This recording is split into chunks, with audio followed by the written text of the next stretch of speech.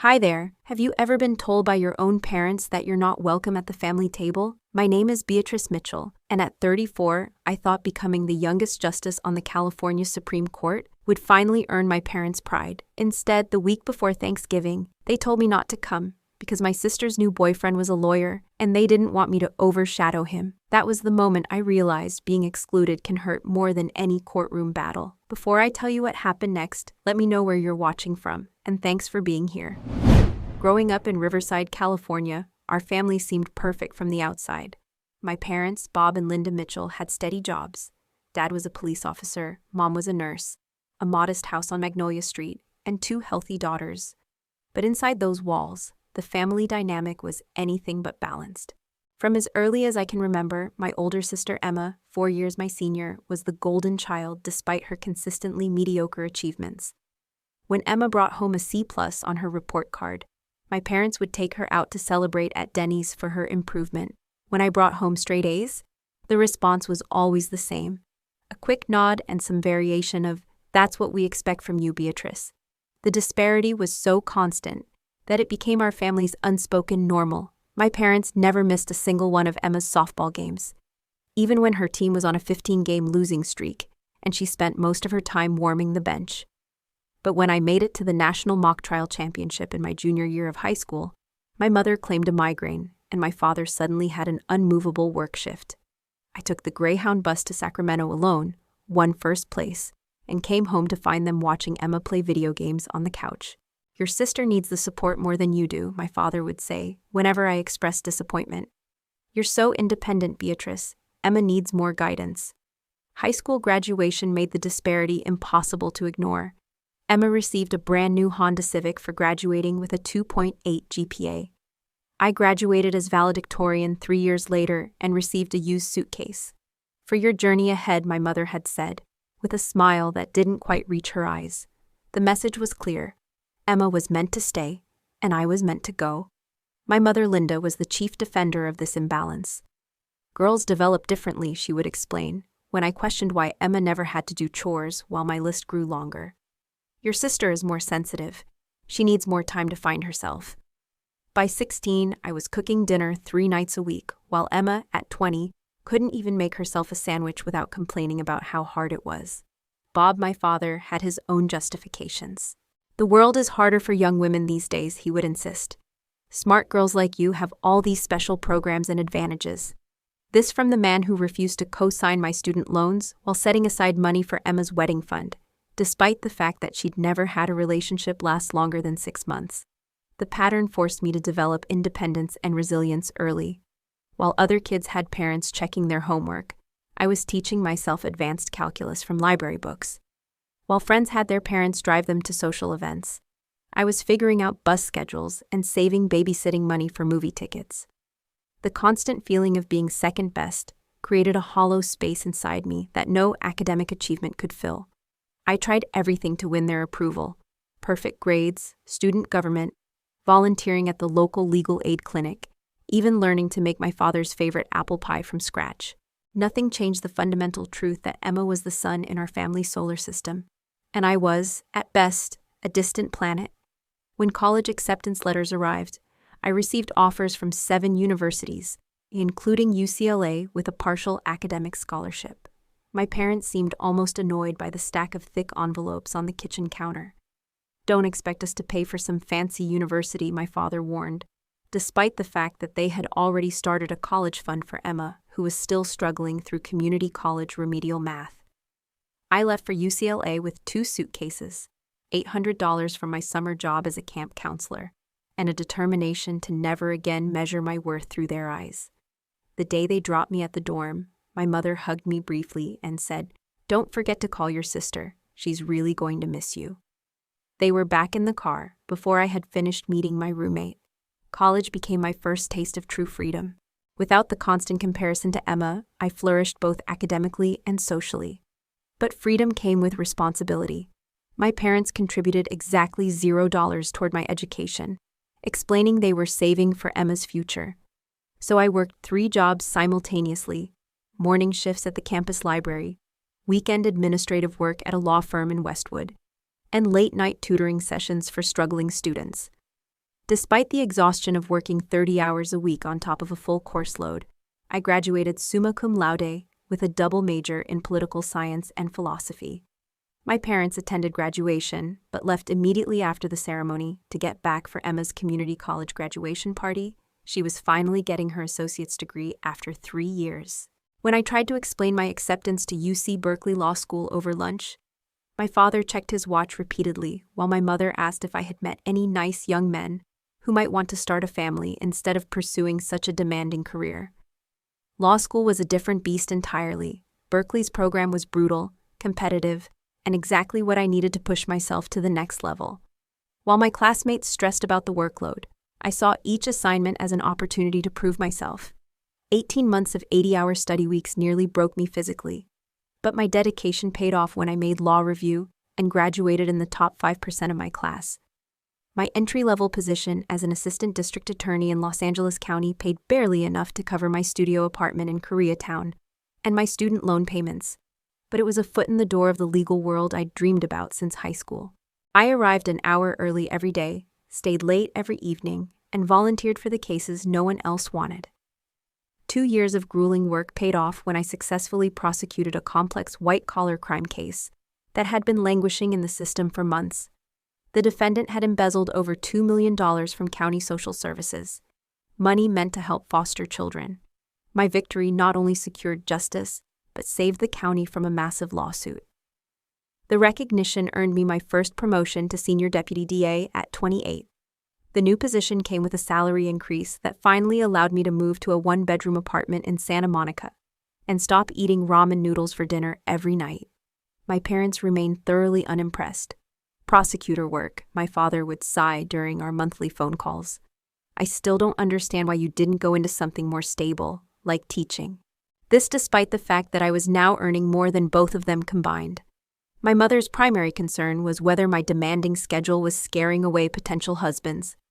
"You're 30 now, Beatrice. Your biological clock is ticking." Emma, meanwhile, had married and divorced twice, had 2 children with different fathers, and was living back home rent-free while figuring out her next chapter. My parents described this as Emma taking time to prioritize family, and praised her for putting motherhood first. When the governor's office approached me about a judicial appointment to the LA Superior Court, I was 32 and had just won a high-profile case against a human trafficking ring. The appointment process was intensive: 6 months of background checks, interviews with bar associations, and public hearings. When I was confirmed as the youngest judge in the court's recent history, managing a caseload that would affect thousands of lives, I felt a pride I had never experienced before. I called my parents that weekend to share the news. "Judge of what whole thing?" my father asked, sounding genuinely confused. "Is it like a small claims court or something?" When I explained the scope and importance of my position, there was a long pause before my mother said, "Well, that sounds very stressful. Will you have time to date? You know Mrs. Henderson's son is still single." The conversation quickly turned to Emma's newest venture. She was taking classes to become a certified yoga instructor. "She's really finding herself now," my mother gushed. "She has such natural empathy. People just gravitate toward her healing energy." After that call, I made a conscious decision to maintain privacy about my professional life. It was simpler than dealing with their dismissal or, potentially worse, their sudden interest if they realized the financial and social implications of my position. I began declining their invitations for weekend visits, citing work commitments. Our contact dwindled to monthly calls that I scheduled between court sessions like any other appointment. Meanwhile, I built what I thought of as my chosen family: close friends who celebrated my successes without resentment, colleagues who challenged and respected me, and eventually a small circle of other female judges who understood the unique pressures I faced. These were people who saw me clearly and valued me for exactly who I was, not who they needed me to be. 2 years later, when Governor Newsom nominated me for the California Supreme Court, I was 34 years old and momentarily speechless when his chief of staff called with the news. The confirmation process was even more rigorous: FBI background checks, financial audits, and public hearings that made national news. When I was confirmed as the youngest Supreme Court justice in California in 40 years, the salary, prestige, and responsibility were life-changing. but more meaningful was the vote of confidence from people I deeply respected. That evening, alone in my penthouse apartment overlooking downtown Los Angeles, I finally allowed myself to feel the pride I had been pushing down for years. I had done it entirely on my own, with no family support, no financial assistance, and no encouragement from the people who were supposed to love me unconditionally. I established a comfortable routine, immersive, challenging work during the week, and relaxing weekends filled with friends, hiking in the Hollywood Hills, and occasionally dating, though nothing serious developed. I donated to causes I cared about, mentored young women in law, and finally felt I was building a life that reflected my values rather than my family's limited expectations. November had always been complicated. Every year, my parents hosted Thanksgiving at their house in Riverside, a tradition that dated back to my childhood. Every year, I dutifully attended alone, bringing expensive gifts that were received with polite thank yous before being set aside. Every year, I listened to extended conversations about Emma's potential and prospects, while fielding uncomfortable questions about why I was still single at my age. Last November began no differently. 3 weeks before Thanksgiving, Emma called our parents with exciting news. She had started dating someone named Marcus Chen. This alone wouldn't have been remarkable. Emma's relationships typically lasted about as long as her jobs, but apparently Marcus was special. He was, according to my mother's breathless phone call to me, a lawyer. A real lawyer, Beatrice. He has his own cases and everything. Your father and I are just thrilled for Emma. This could be exactly what she needs to finally settle down. That's great, Mom, I replied automatically, reviewing case briefs while balancing the phone between my ear and shoulder. I look forward to meeting him at Thanksgiving. Marcus might be just what Emma needs to find her direction, my mother continued. He seems very organized and motivated. Those qualities might rub off on her, you know. And he's so handsome, mixed Asian and white. Very exotic looking. I made appropriate noises of agreement while signing off on decisions that would affect thousands of Californians. My mother didn't ask a single question about my work or life before ending the call. As the holiday approached, I arranged for my usual 3 days off, the minimum I could take without causing major disruptions to court schedules. I purchased thoughtful gifts: a first edition biography of Thurgood Marshall for my father, a cashmere sweater from Nordstrom for my mother and for Emma, the expensive yoga equipment she had been hinting about for months. I booked my flight, arranged for a rental car, and prepared myself mentally for the usual mixture of nostalgia and discomfort that characterized family gatherings. 1 week before Thanksgiving, my mother called.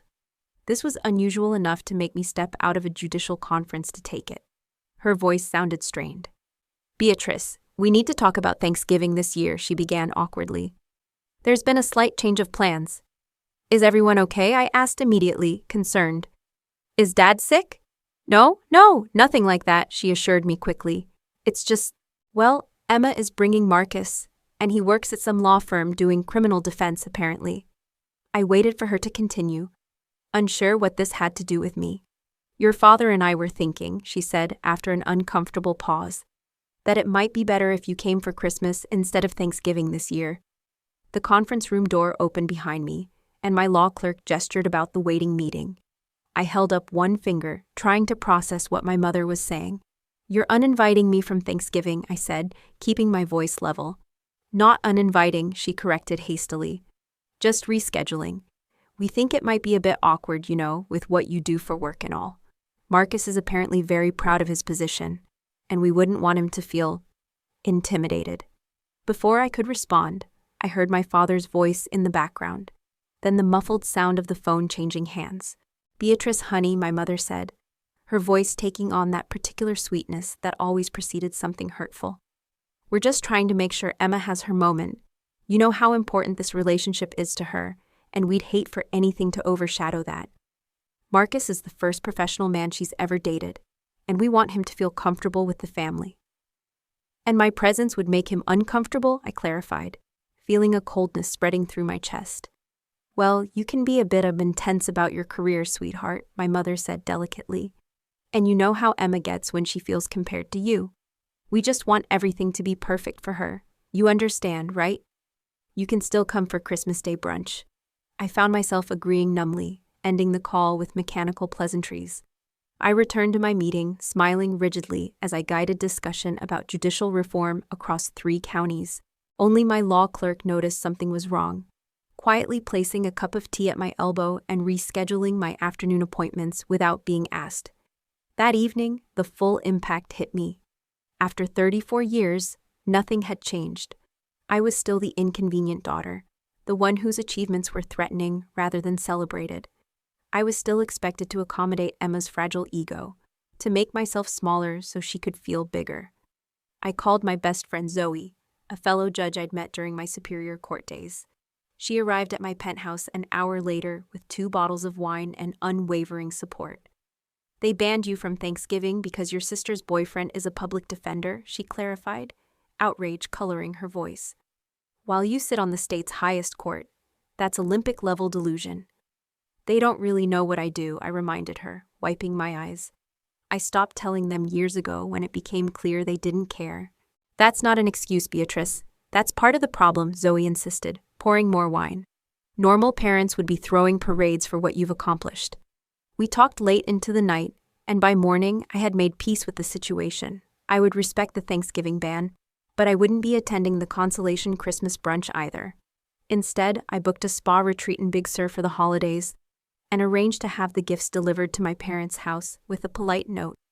On Thanksgiving Day, I deliberately avoided social media, but curiosity eventually got the better of me. My mother had posted several photos of their celebration. Emma beaming beside a tall, professional-looking Asian man, my parents looking proudly on. The table set with the good china and crystal. The caption read, "Perfect Thanksgiving with Emma and her amazing boyfriend Marcus. So proud of these 2 legal eagles."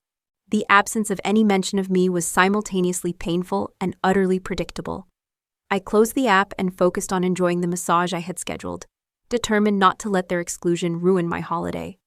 But something had shifted inside me, some last fragile hope that they might eventually see me clearly had died.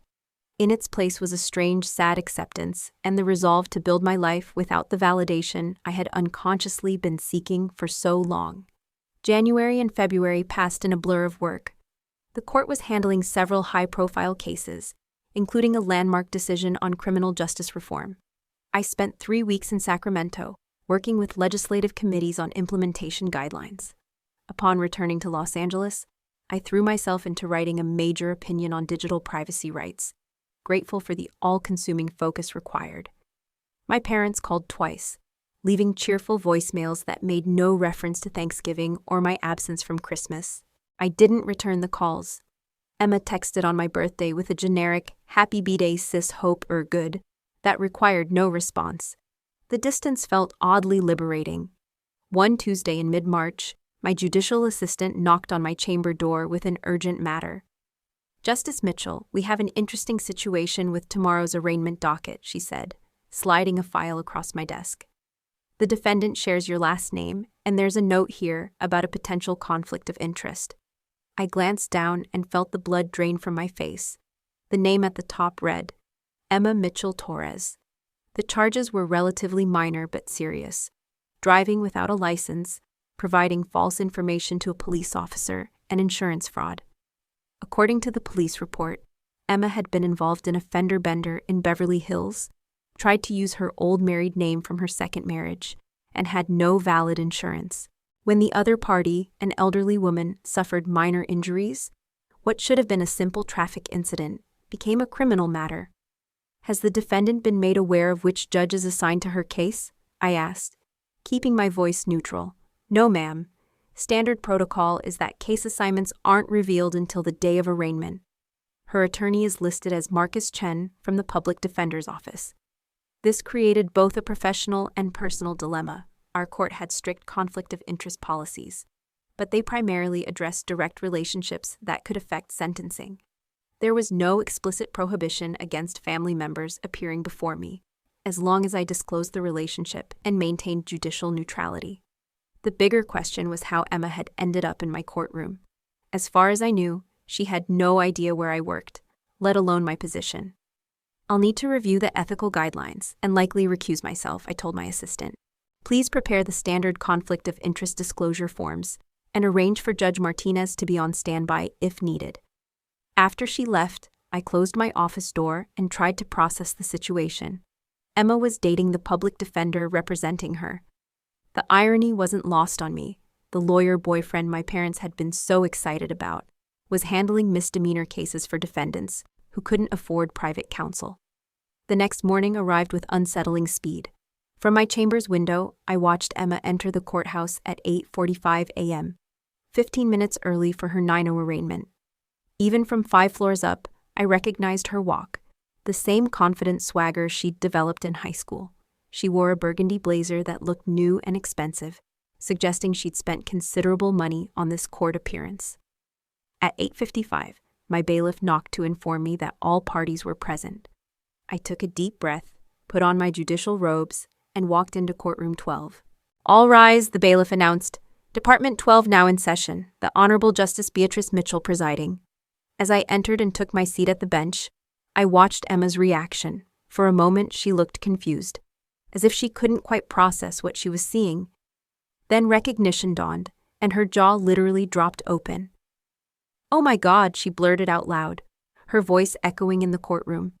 "Beatrice." Marcus, sitting beside her at the defense table, looked equally stunned.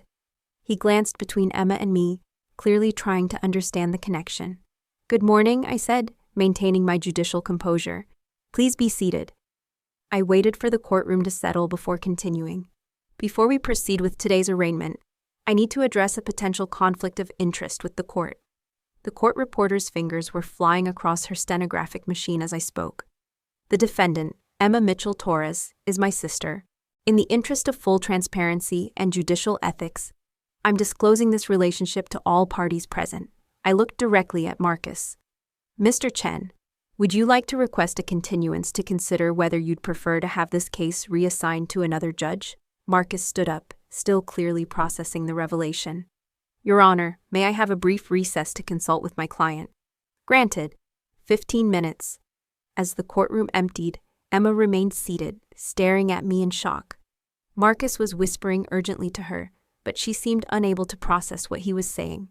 When court reconvened, Marcus requested that I recuse myself from the case. "Your Honor, while we appreciate your transparency, we believe it would be in everyone's best interest to have this matter heard by a different judge." "Motion granted," I replied. "This case will be reassigned to Judge Martinez and rescheduled within the next 2 weeks. Mr. Chen, you'll receive notification of the new court date within 48 hours. As I prepared to adjourn, Emma stood up abruptly. "Beatrice, I need to talk to you," she said, her voice shaking. "Ma'am, please direct all communication through your attorney," I replied formally, though my heart was racing. After court adjourned, I retreated to my chambers, unsure whether to feel relief or disappointment that the encounter was over. 20 minutes later, my assistant buzzed me. "Justice Mitchell, there's a Marcus Chen here requesting a brief meeting with you. He says it's personal, not related to his client's case." I hesitated. Technically, there was no ethical violation in speaking with them now that I'd recused myself, but it felt like crossing into dangerous emotional territory. "Send him in, and ask if he'd like Ms. Mitchell Torres to join us." They entered together, Emma looking pale and Marcus appearing professionally uncomfortable. I gestured to the chairs across from my desk, trying to maintain some semblance of formal distance. "How long?" Emma asked immediately, not bothering with pleasantries. "How long have you been a judge?" 4 years on Superior Court, 2 years on the Supreme Court, I replied carefully. "Supreme Court," Marcus repeated, his voice rising slightly. "You're on the California Supreme Court?" Emma turned to him with a bitter laugh. "She didn't tell you, did she? My family's little secret. We have no idea what Beatrice actually does for a living because she never tells us anything." "That's not entirely fair, Emma," I said quietly. I stopped sharing because no one seemed interested. "Not interested?" Emma's voice cracked. "Do you have any idea how this makes me feel? All these years, Mom and Dad have been telling everyone about their successful lawyer daughter, and I thought they meant me because I'm dating a lawyer. But you're a Supreme Court justice, and we didn't even know?" Marcus looked between us, clearly trying to understand the family dynamics at play. "Emma, maybe we should—" "No," she interrupted. "I need to understand this. Beatrice, why didn't you ever tell us about any of it?" The question hung in the air. How could I explain 34 years of feeling invisible? How could I make her understand that their consistent dismissal of my achievements had taught me to stop trying to share them? When was the last time anyone in our family asked me about my work? I said instead. Really asked, not just made polite conversation before changing the subject to something about you. Emma was quiet for a long moment. But this is different. This is huge, Beatrice. You're like, famous, important. I'm the same person I've always been, I replied. The same person whose law school graduation you missed because you had a date. The same person whose judicial swearing-in ceremony no one attended because you were having relationship drama. The achievements didn't suddenly become important because you finally noticed them. Marcus cleared his throat gently. Maybe I should wait outside. No, Emma said firmly. Stay, you should hear this. She turned back to me. I know we haven't been the best family to you, Beatrice. I know Mom and Dad always focused on me more. But I thought you were okay with it. You were always so smart, so capable. You never seemed like you needed us. Needing and wanting are different things, I said. I learned not to need you because I couldn't count on you being there. But I always wanted you to care enough to ask. We sat in silence for several minutes. Finally, Marcus spoke up. For what it's worth, Emma talks about you all the time. She's always been proud of you, even if she didn't know the specifics of what you did. Emma nodded, tears starting to form in her eyes. I used to tell people my sister was a lawyer, like it was this big impressive thing, and now I find out you're this. She gestured around my chambers, taking in the law books, the framed commendations, the photos from various judicial ceremonies. Mom and Dad are going to lose their minds when they find out, she continued. They're going to want to suddenly be involved in your life, asking for help with money, bragging to their friends. That afternoon, Emma's prediction proved accurate. My phone exploded with notifications. 6 missed calls from my mother, 4 from my father, and a series of increasingly frantic text messages. Emma told us everything. Call us immediately. How could you keep this from your family? We need to talk about this situation with your sister. Beatrice, this is serious. Call us now. I silenced my phone and went for a 5-mile run through Griffith Park, giving myself space to prepare mentally for the conversation ahead. When I returned to my apartment, I showered, made coffee, and was just considering returning their calls when my building's concierge phoned up. Ms. Mitchell, there are 2 people in the lobby claiming to be your parents. They're quite insistent about seeing you. Should I send them up? I closed my eyes briefly. Of course they would show up unannounced. Yes, please escort them up. Thank you. I quickly tidied my already immaculate living room, more from nervous energy than necessity. My apartment, occupying the top floor of one of downtown LA's most exclusive residential towers, was professionally decorated in a minimalist style that emphasized the floor-to-ceiling windows and panoramic city views. I rarely entertained here, preferring to keep my personal space private, which made this invasion feel particularly intrusive. The elevator announced their arrival with a soft chime. I opened the door to find my parents standing there, looking simultaneously angry and uncomfortable. My mother's eyes immediately began cataloging the expensive furnishings, while my father seemed fixated on the view beyond the windows. You might have told us you'd moved, my mother said by way of greeting. We had to Google you to find this address. Please come in, I replied, stepping aside. Would you like coffee? They entered cautiously, as though stepping into a foreign embassy. My mother perched on the edge of the white leather sofa while my father wandered to the windows, hands clasped behind his back. Nice place, he commented, surveying the city spread below. Must cost a fortune. I ignored the implied question, serving coffee in handcrafted ceramic mugs before taking a seat in the armchair opposite my mother. I assume Emma told you about yesterday's court appearance, I began. She told us a lot more than that, my mother said, her voice taking on the wounded tone I knew so well. She told us you're a Supreme Court justice, that you've been hiding your success from us for years, that you deliberately kept us in the dark about your life. I didn't hide anything, I corrected calmly. I simply stopped volunteering information that was consistently met with disinterest. Disinterest? My father turned from the window, indignation coloring his face. We're your parents. Of course we're interested in your life. Are you? I asked quietly. When was the last time either of you asked me a genuine question about my work, my achievements, my challenges? They exchanged uncomfortable glances. We always knew you were doing well, my mother said defensively. You were always so independent, so capable. We didn't think you needed our involvement. Not needing involvement is different from not wanting acknowledgement, I pointed out. Every milestone in my career was dismissed or redirected to concerns about my personal life, or comparisons to Emma's potential. My father sighed heavily, moving to sit beside my mother. We may have underestimated your accomplishments, but keeping your position secret feels deliberate, Beatrice. Why wouldn't you tell your own family that you had reached such heights? The question was so lacking in self-awareness that I almost laughed. The Thanksgiving party, I said instead. You uninvited me because Emma's boyfriend worked as a public defender, and you were worried I might overshadow her. How would you have reacted if you'd known I was actually on the Supreme Court? My mother had the grace to flush slightly. That was a misunderstanding. We just wanted Emma to have her moment. Emma has had all the moments, I replied, keeping my voice level. Every moment for as long as I can remember. My achievements have been footnotes at best in our family story. That's not fair, my father protested. We've always been proud of you. Proud in absence, perhaps. Proud without acknowledgement or celebration or even basic curiosity. An uncomfortable silence fell. My mother fidgeted with her coffee cup, not drinking from it.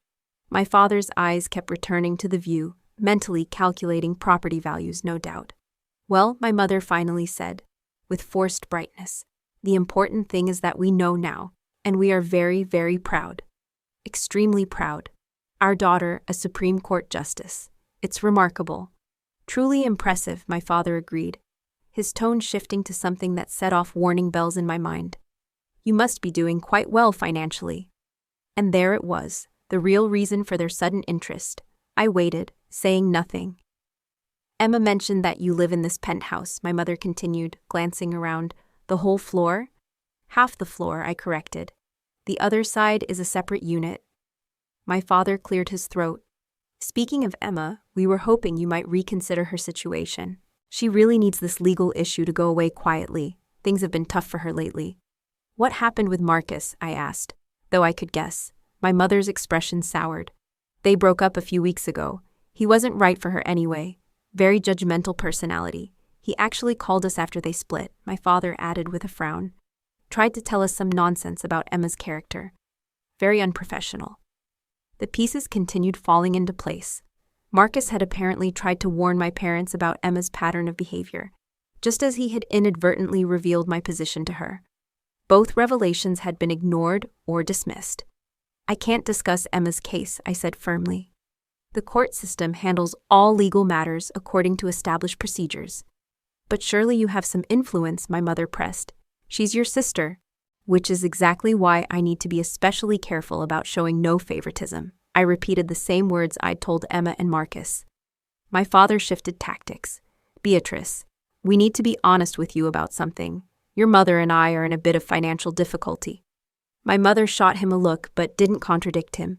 The house needs a new roof, he continued, and property taxes have gone up significantly. We had to take out a second mortgage last year to help Emma with some expenses. Child support, legal fees from her divorce, that sort of thing. I see, I said neutrally. We would never ask outright, my mother hurried to add. But since you're in such a fortunate position now, we thought perhaps you might want to help your family. After all, we did raise you, put you through school. I couldn't let that pass.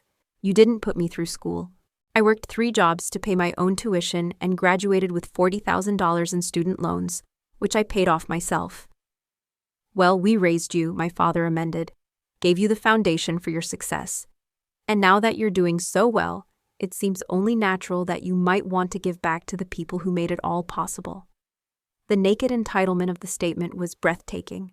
After decades of favoring Emma, dismissing my achievements, and most recently banning me from Thanksgiving, they now felt entitled to financial support based solely on biological connection. I need to step out for a moment, I said, rising from my chair. I have an important call to make. Please excuse me. I walked to my home office and closed the door, leaving them to exchange whispers in the living room.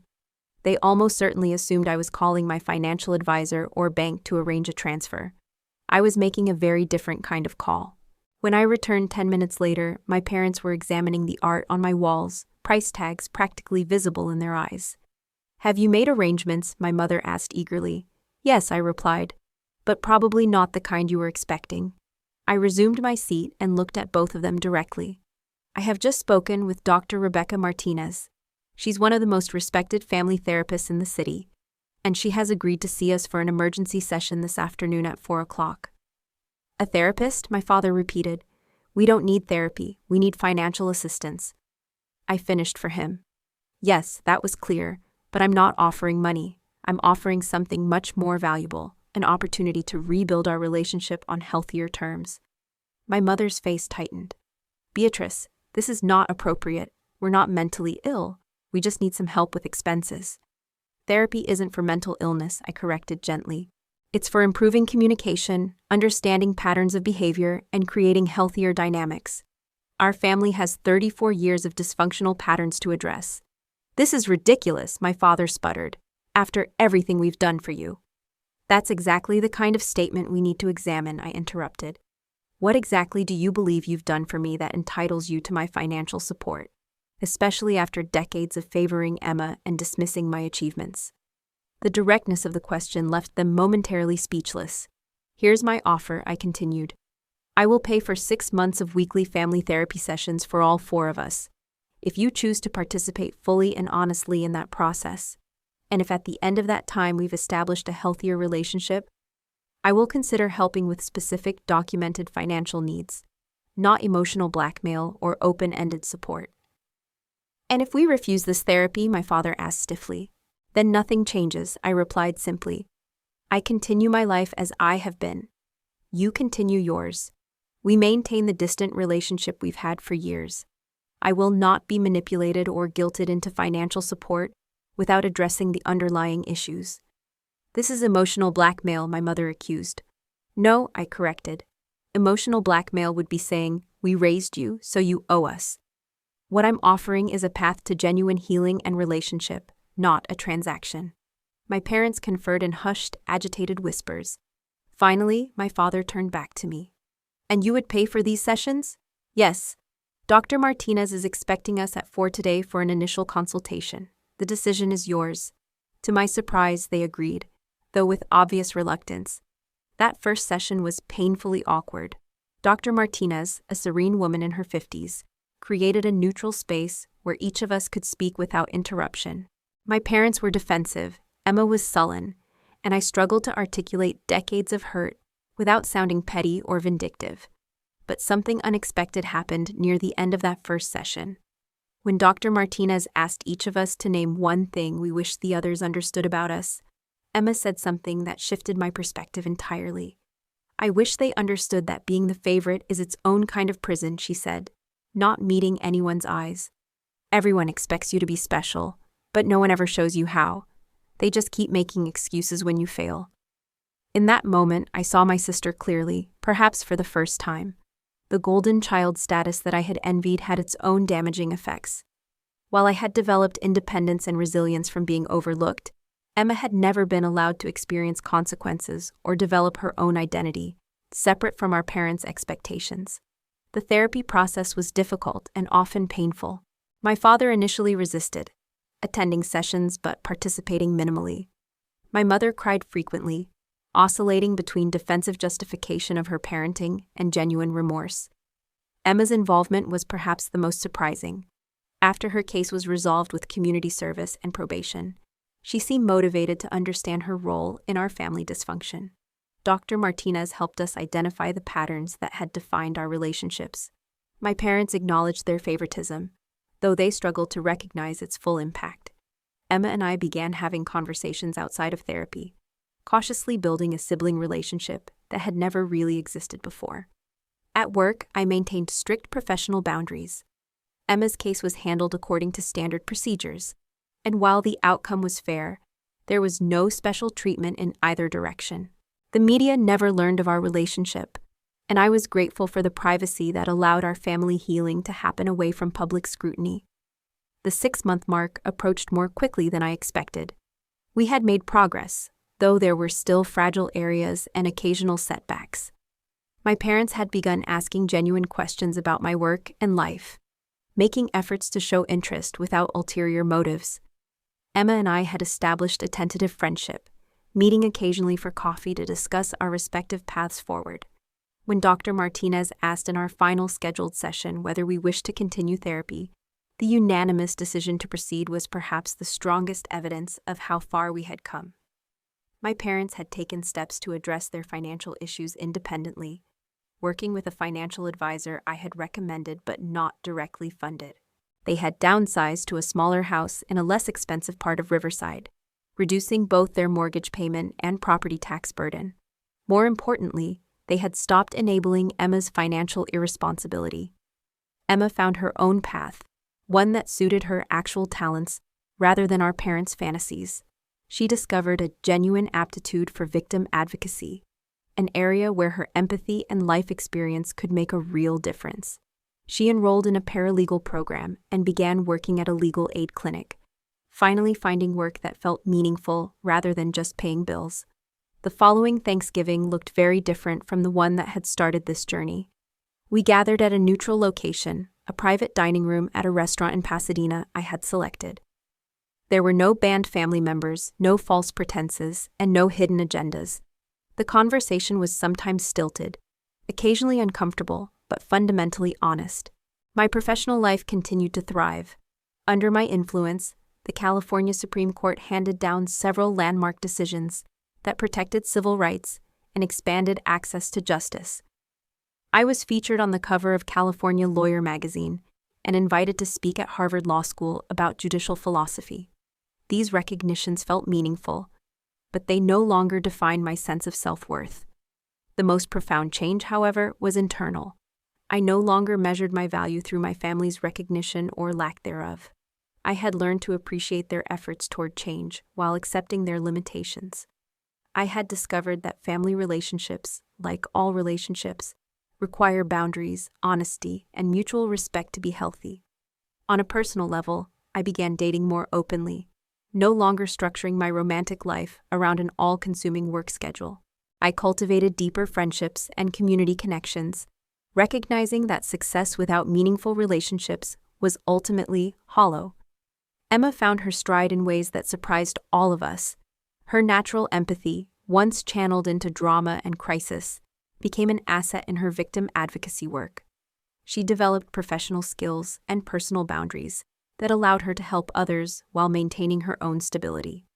We began collaborating occasionally on cases where her client advocacy intersected with judicial policy, creating a professional relationship that complemented our evolving personal one. My parents never fully understood the depth of their favoritism or its impact, but they made genuine efforts to distribute their attention and affection more equitably. They began celebrating my accomplishments, albeit sometimes awkwardly, and allowed Emma to experience natural consequences rather than constant rescue. When I received a Lifetime Achievement Award from the State Bar, they drove up from Riverside to attend the ceremony, the first professional event of mine they had ever attended. The journey wasn't perfect or complete, far from it. We still had moments of falling into old patterns, still had conversations that ended in hurt feelings or misunderstandings. But we had tools now to recognize these patterns and address them honestly, rather than allowing resentment to fester. The most important lesson I learned was both simple and profound. Self-worth cannot come from external validation, especially from those unable or unwilling to provide it. Real healing begins with accepting people for who they actually are, not who we need them to be, and then making conscious choices about the role they play in our lives. I no longer needed my parents to see my value in order to know it myself. I no longer needed Emma to fail in order to feel successful. And perhaps most importantly, I no longer needed to diminish my light to make others comfortable with their own shadows. 2 years after that first therapy session, I received a call that would cap my career in an unexpected way. The president was considering me for a nomination to the United States Supreme Court. At 36, I would be one of the youngest justices in the court's history. The vetting process would be intense, the confirmation hearings brutal, and the responsibility immense. But this time, when I shared the news, my family's reaction was different. My parents were genuinely excited, asking intelligent questions about the process and timeline. Emma immediately offered to help however she could, even if it meant dealing with media attention. They understood finally that this wasn't just my achievement. It was something that reflected well on all of us, a source of shared pride rather than individual threat. The confirmation process took 8 months. Throughout it all, my family stood by me, attending hearings when possible, fielding media requests with grace, and providing emotional support during the most challenging moments. When I was confirmed by a bipartisan Senate vote and sworn in as the newest Associate Justice of the United States Supreme Court, they were in the gallery, beaming with pride. Emma had become a successful victim advocate, eventually opening her own nonprofit organization. My parents had found peace in retirement, volunteering with literacy programs, and finally treating both their daughters as sources of pride rather than competition. If my story resonates with you, I'd love to hear your thoughts in the comments below. Have you ever had to establish boundaries with family members who couldn't celebrate your success? How did you handle it? Please like this video if you found value in my experience, subscribe if you want to hear more stories about overcoming family dynamics, and share with someone who might need to hear that their worth isn't determined by their family's ability to recognize it. Thank you for listening to my journey, and remember, sometimes the family we create through meaningful connections and honest communication can be just as important as the family we're born into. But with patience, therapy, and genuine commitment to growth, even the most dysfunctional family relationships can be healed. The truth is, we all deserve to be seen, celebrated, and loved for who we truly are. It just sometimes takes longer for the people closest to us to learn how to do that. And sometimes, we have to teach them by first learning to love and celebrate ourselves.